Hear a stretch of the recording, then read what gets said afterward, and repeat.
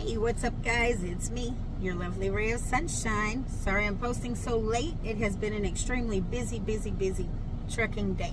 And, I was up kind of late last night researching what I wanted to cover tonight, or today. Actually, I should have done this morning. So, what did I say I was going to cover? Adoption. So, AI, artificial intelligence overview based on general information is what I got. Getting actual information from any of the governmental websites, actually, it's kind of hard to get unless you're going through an agent. Why is it top secret? Unless you're paying, right? My thoughts is exactly what my thoughts were, y'all. It's still child trafficking. You're still paying for kids. Either way it goes, okay? So adoption was legalized in the United States in 1851. The first state to legalize it was Massachusetts. Why did they legalize it?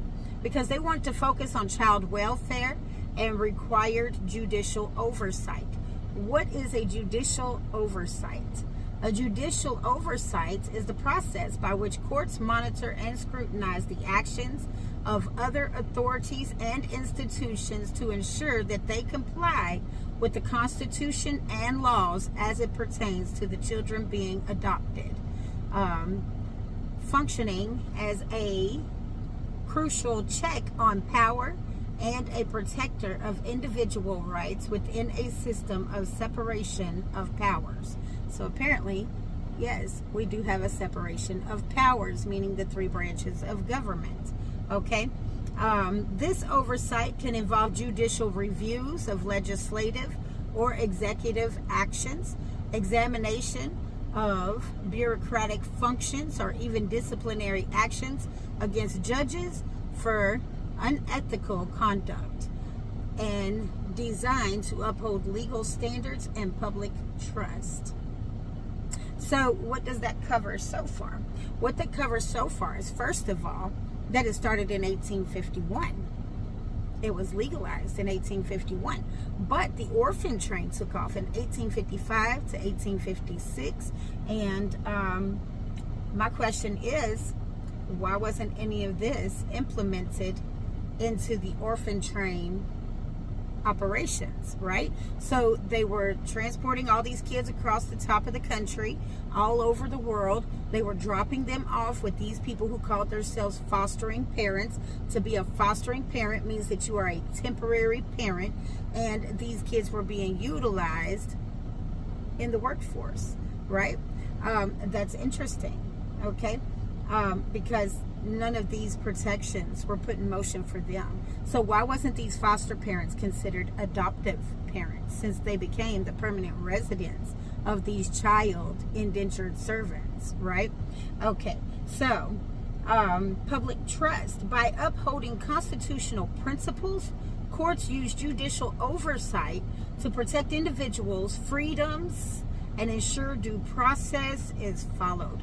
Freedoms. These kids had no freedoms. When they were given to these foster parents, they were whatever them people told them to do and be. Okay? The judicial oversight statute began the modern era of adoption by making it legal process based on a child's best interest, with other states soon following suit. Adoption regulations started being put in place in all states by 1900. Before 1851, adoption was not a legal procedure, although families sometimes provided for children or bound them out as workers without a legal process, indentured servitude. So even then, their so-called pre-adoption process was for indentured servitude.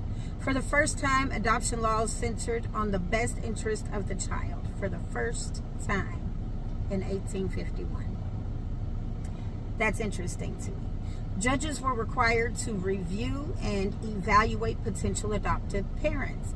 Parents consent from both birth parents, so the adoptive parents had to get consent from both birth parents. And guess what, guys? Here goes the cost. So the cost, adoption costs vary from almost nothing if you are a foster parent. So if you are a foster parent looking to adopt a child, the price is very minimal.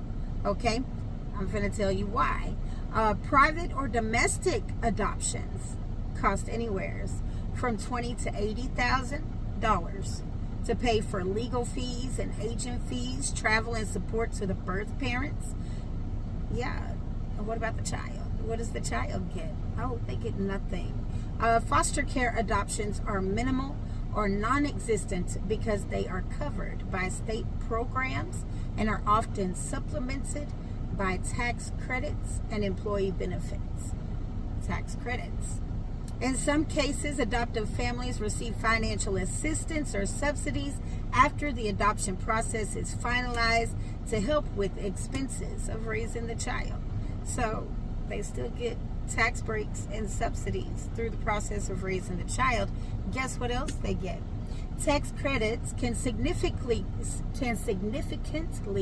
reduce your out-of-pocket cost on taxes up to $17,280 per eligible child per year, and this amount is adjusted yearly for inflation. If it's a special needs child, you can claim the whole amount.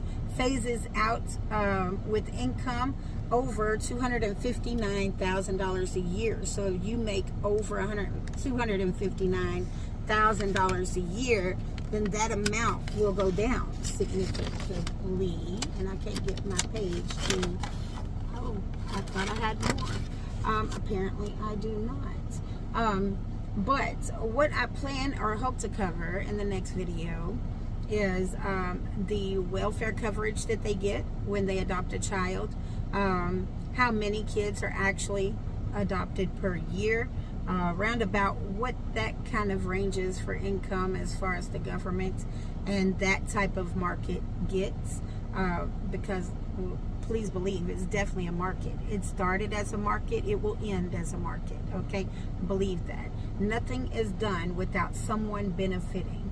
All of these so-called agents, they're not in it for free. They ain't in it because they care about what happens to these kids. But yeah, so I want to cover that, and then for now I'll give it a break after the next video, and then we will go back to my regular stories. Okay, and then I'll find something else to get into, like I said, because I got to stay busy. So with that being said, I am you. You are me. Let's fix each other in unity. And remember to be the difference that makes the difference. And you all have a great day.